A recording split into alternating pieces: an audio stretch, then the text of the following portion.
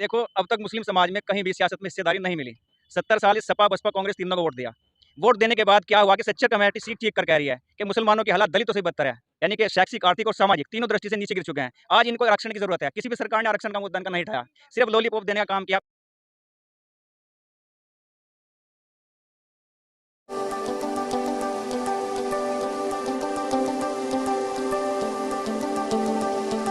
अगर 7 के 7 पे मिलेंगे तो सातों सातों लड़ेंगे। अगर हमें 3 कैंडिडेट बढ़िया रहेंगे, संगठन 3 मजबूत है, 3 लड़ा जाएगा। 1 पे है तो 1 लड़ा जाएगा। यानी कि जो मजबूत है उसी पे लड़ा जाएगा। लोगों में कुछ बातें चल रही हैं ओवैसी साहब को, कोई बी टीम बताता है, कोई कुछ बताता है, कहते हैं कि बीजेपी को फायदा पहुंचाने के लिए उत्तर प्रदेश में चुनाव लड़ रहे हैं। देखो, अब तक मुस्लिम समाज में कहीं भी सियासत में हिस्सेदारी नहीं मिली। 70 साल इस सपा, बसपा, कांग्रेस तीनों को वोट दिया। वोट देने के बाद क्या हुआ कि सच्चर कमेटी सीख चीख कर कह रही है कि मुसलमानों की हालत दलितों से भी बदतर है। यानी कि शैक्षिक, आर्थिक और सामाजिक तीनों दृष्टि से नीचे गिर चुके हैं। आज इनको आरक्षण की जरूरत है। किसी भी सरकार ने आरक्षण का मुद्दा इनका नहीं उठाया, सिर्फ लॉलीपॉप देने का काम किया। पिछली बार समाजवादी की 4 बार बनवाई सरकार। पिछली बार कहा था कि 18% आरक्षण मुस्लिम समाज को देंगे, लेकिन 1% भी नहीं मिला। पर जैसे चुनाव 5 राज्यों में होना है देश के, उत्तर प्रदेश में ही मजबूती से लड़ेंगे या और राज्य जो पंजाब है, जैसे गोवा है, मणिपुर, और उनमें भी चुनाव लड़ेंगे, उत्तराखंड? सर, मैं प्रदेश कार्य समिति मेंबर हूँ और प्रदेश की बात कर सकता हूँ। और ये जो सवाल है ओवैसी साहब ही अच्छी तरह दे सकते हैं। उनकी तैयारी कहाँ-कहाँ है और कहाँ-कहाँ तक वो लड़ेंगे। देखिए, साफ तौर पे कह रहे हैं कि जो मुस्लिम बाहुल्य क्षेत्र हैं, उन पे हमारी मजबूती से दावेदारी इस वक्त बनी हुई है, और हमारे साथ कुछ और भी साथी हैं, जानने का प्रयास करेंगे सहारनपुर की राजनीति को, हालांकि किस तरीके से देखते हैं वो। सर, स्वागत है आपका। यस। क्या नाम आपका? मेरा नाम शमीम अहमद है। जी। किस तरह से देखते हैं सहारनपुर की राजनीति को? सहारनपुर की राजनीति दरअसल यहाँ के जो मुसलमान हैं, वो बहुत दिनों से, ये कहिए कि 70 सालों से दूसरी पार्टियों को वोट देते हुए आए हैं। हर मर्तबा उनको लॉलीपॉप दिया जाता है, उनको गोली दी जाती है, और फिर उनको जब सत्ता में कोई भी सियासी दल सत्ता में आ जाता है, इक़्तिदार में आ जाता है, उसके बाद वो मुसलमानों को हाशिए पर छोड़ देते हैं, और जो उनके मुद्दे हैं और जो उनकी समस्याएं हैं, जो उनके मसाइल हैं, उनको हल करने में वो फ़िक्रमंद और संजीदा नज़र नहीं आते। बल्कि कहीं न कहीं ये बात कही जा सकती है कि वो बिल्कुल मुसलमानों को हाशिए पर छोड़ देते हैं।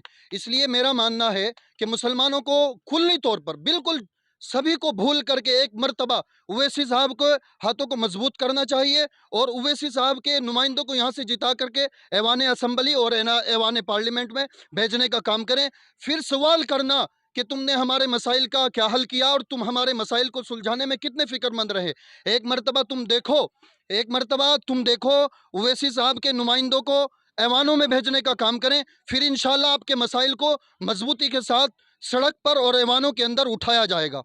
आपको क्या लगता है ओवैसी साहब मुस्लिमों का प्रतिनिधित्व कर पाएंगे उत्तर प्रदेश में? बिल्कुल कर पाएंगे सर। हर जगह पर ओवैसी साहब, जहां कहीं पर मजलूम कौमों के साथ जुल्म होता है, छोटी कौमों के साथ जुल्म होता है, मैं नहीं कहता मुसलमानों के साथ, चाहे वो दलितों के साथ हो या किसी भी बसने वाले हिंदुस्तानी के साथ में कहीं भी जुल्म हो, सबसे पहले मैंने देखा है कि ओवैसी साहब उन मजलूमों के हक में आवाज़ उठाते हैं, और बबांगे तहल जहां पर भी होता है उनकी आवाज़ उठाने में कोई कसर नहीं छोड़ते हैं। तो इसलिए चाहिए कि सभी लोग ओवैसी साहब के हाथों को मजबूत करें, क्योंकि ओवैसी साहब हिंदुस्तान में उभरता हुआ एक सियासी सितारा है। हमें उनको मौका देना चाहिए, क्योंकि वो सभी की आवाज़ उठाते हैं। इसलिए जहाँ पर भी ओवैसी साहब जा रहे हैं, अल्हम्दुलिल्लाह खुदा के फजल से, ईश्वर के करम से, ईश्वर की कृपा से हर जगह पर ओवैसी साहब को अच्छा रिजल्ट मिल रहा है। उसकी वजह यह है क्योंकि ओवैसी साहब के जो कार्यकर्ता हैं खुद ओवैसी साहब हैं।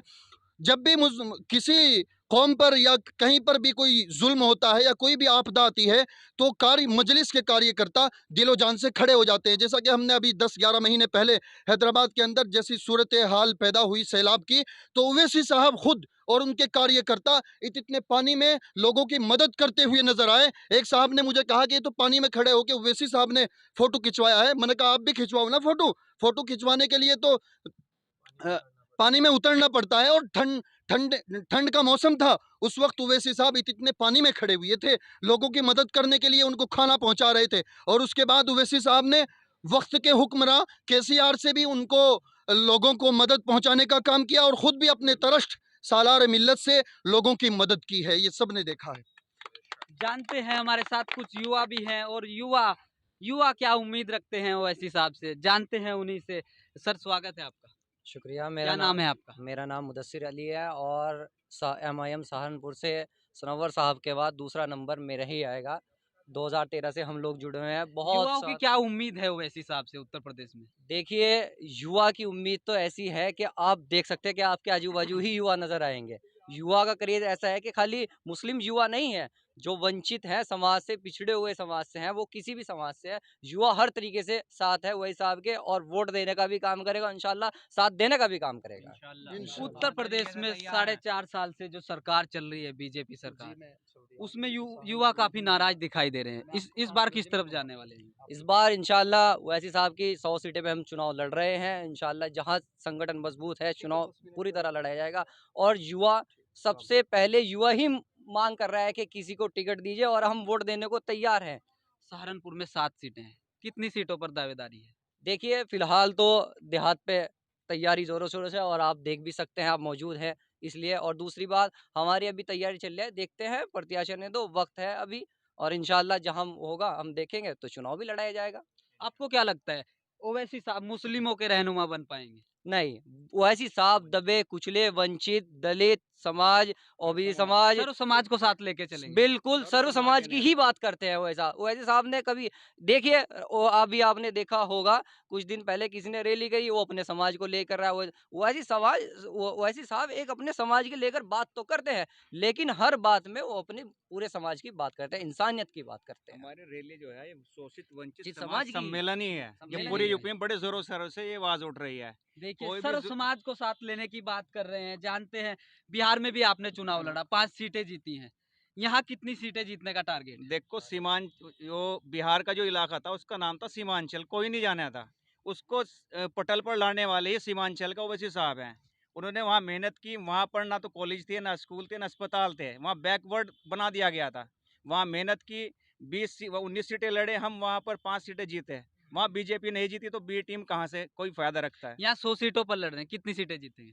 यहाँ पर 100 भी लड़ सकते हैं, 150 भी, 200 भी। नियत कुछ नहीं है, जहाँ मजबूत जितना संगठन होगा ओवैसी उतनी साहब सीटें ने तो ऐलान कर दिया कि 100 सीटों पर उत्तर प्रदेश में चुनाव लड़ा ओवैसी जाएगा। साहब ने नहीं, यहाँ हमारे जनाब प्रदेश अध्यक्ष जनाब शौकत साहब ने, उन्होंने ये ऐलान किया है कि भाई हम कम से कम तो 100 पे लड़ रहे हैं, जो हमारा 100 संगठन पर हमारी तैयारी चल रही। हम 150 को मजबूत होगी, 150 भी लड़ेंगे। अच्छा, क्या मुद्दे इस बार रहने वाले हैं आपके पास? मुद्दे क्या हैं जो 4.5 साल से जो सरकार है उसके खिलाफ जो मुद्दे क्या है? मुद्दे क्या लेके जाएंगे जनता के बीच? हमारा मुद्दा तो सीधा सीधा है, 70 साल से मुस्लिम कौम ने वोट दिया, बदले में उसे क्या मिला? कहाँ सरकारी नौकरी में 35-40% थे, कहाँ में 1% पर ला दिया गया। 1,33,000 से ज्यादा दंगे कांग्रेस पार्टी में दिए, जिसका जानो माल का नुकसान मुस्लिम और दलित समाज को हुआ। इसकी भरपाई कौन करेगा? सच्चर कमेटी कह रही बद से बदतर स्थिति होगी, आरक्षण देने का काम कौन करेगा? क्या हमें लॉलीपॉप भी मिलता रहेगा मुस्लिम समाज को? क्या इसी तरह दंगों की आग में हम झोंकते रहेंगे? हमारे कारोबार जैसे मेरठ, मलियाना, हाशिमपुरा, यहाँ कारोबार जला दिए गए, लकड़ी का, पित्तल का, तांबे का। ये जो हमारा समाज है, आज उस समाज से भी नीचे चला गया। जो 5000 साल पहले कहा जाता था दलित समाज दबा कुचला वर्ग है, उससे भी नीचे चला गया है। हम नहीं कह रहे। राजेंद्र सच्चर जो रिटायर्ड जज थे, उन्होंने सर्वे किया इंडिया में, उन्होंने बताया कि मुसलमान की हालत बद से भी बदतर है फिलहाल। इनको आरक्षण का जैक जरूरी चाहिए, जो संविधान कहता है नीचे जो कौम चली गई उसे ऊपर लाने के लिए जैक की जरूरत है। तो हमारे जो मुद्दे हैं, हमारा सुरक्षा का मुद्दा है, हमारी माँ बहनों की सुरक्षा, हमारी मस्जिद मदरसों की सुरक्षा, हमारा कारोबार, हमारे बच्चों का मुस्तकबिल, इन तमाम ये हमारे मुद्दे हैं। जिस मुद्दे के लिए हम वोट कर रहे थे, किसी भी सरकार ने, ना कांग्रेस ने, ना समाजवादी, ना बसपा, हमने सबको देख लिया। अब कि हम अपने आप को वोट देंगे, और हमारा युवा, चाहे वो दलित का युवा हो, चाहे मुस्लिम का युवा हो, चाहे शोषित वंचित हो, जो पीड़ित हैं, उस सभी का युवा आंखें की टकटकी लगाए देख रहा है कि वो साहब ही रहनुमा बनेंगे इंशाअल्लाह, और वही इंसाफ करेंगे इंशाअल्लाह। इंशाअल्लाह।